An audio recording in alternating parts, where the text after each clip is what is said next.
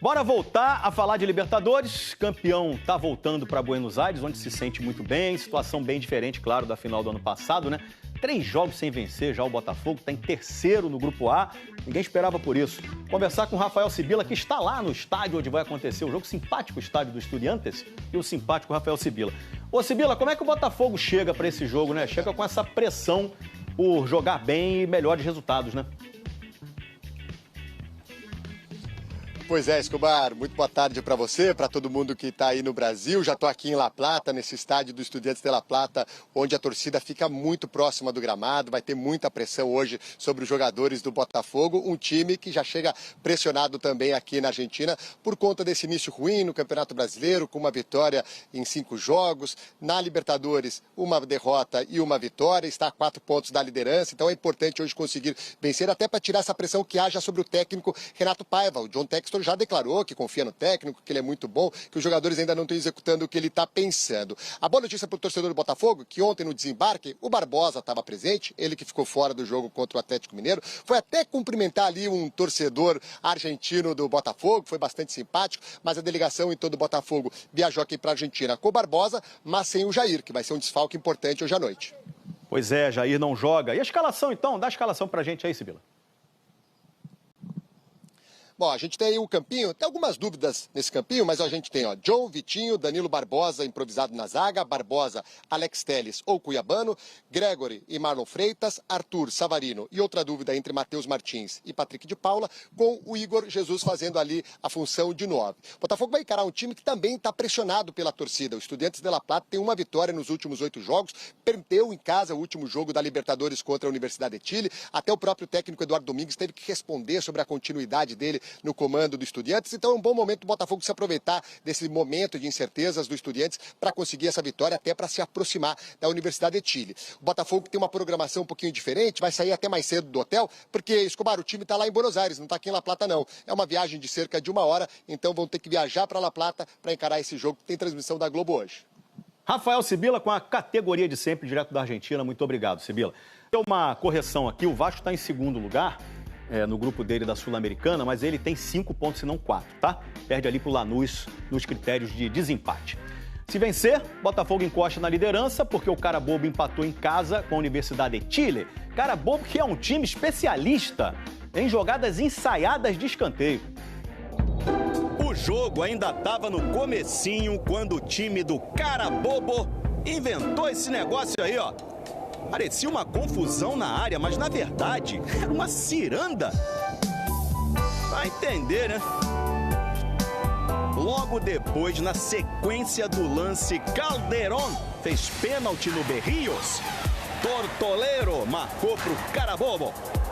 Ainda no primeiro tempo, outro pênalti, dessa vez pro Universidade de Chile. Arangues bateu e empatou 1-1. Mas o que me deixou curioso mesmo foi o Cara Bobo nas cobranças de escanteio, gente. Depois daquela ciranda, também teve todo mundo na linha do gol. Que negócio é esse, rapaz? Eu, hein? Severiano.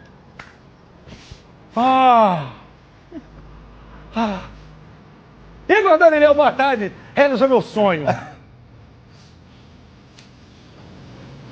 Saiu de dentro da lâmpada do gênio. Boa tarde, GV, Flávio, Fernandão, a todos que nos acompanham nos Donos da Bola. Hoje tem jogo importante pela Libertadores, Estudiantes e Botafogo em La Plata, jogo que vale a 2ª posição do Grupo B da Libertadores. Os dois times estão com 3 pontos, venceram uma partida e perderam outra e viram a Universidade de Chile se isolar na liderança com 7 pontos. O Botafogo, que não vive uma fase tão boa, já não vence há 3 jogos. A última vitória foi no dia 8 de abril, justamente em uma partida de Libertadores contra o Cara Bobo da Venezuela no estádio Newton Santos. E essa sequência negativa fez a pressão sobre o técnico Renato Paiva aumentar, pelo menos por parte da torcida. O John Textor, dono da SAF alvinegra, foi às redes sociais e defendeu o treinador, disse que confia nele e responsabilizou os jogadores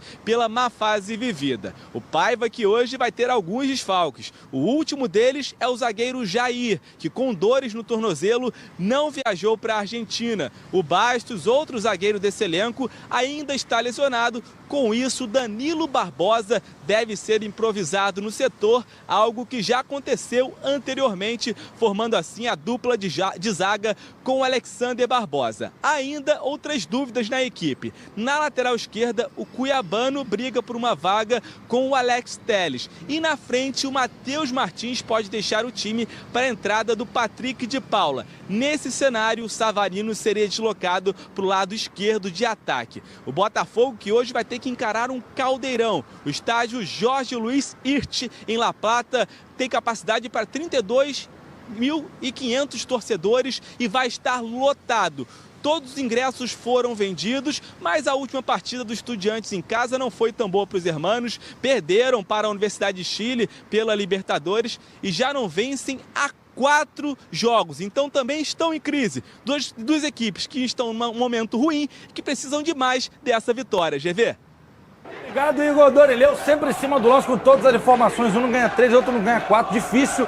Jogo dos desesperados hoje à noite. Obrigado, Dori. Campinho do Botafogo na tela. No gol, ele, pra mim, um dos grandes destaques do Botafogo. Goleiro John, Vitinho, Danilo Barbosa e ele, Alexander Barbosa, voltando ali a zaga. Alex Telles ou Cuiabano na lateral esquerda. Marlon Freitas e Gregory, adoro essa volância.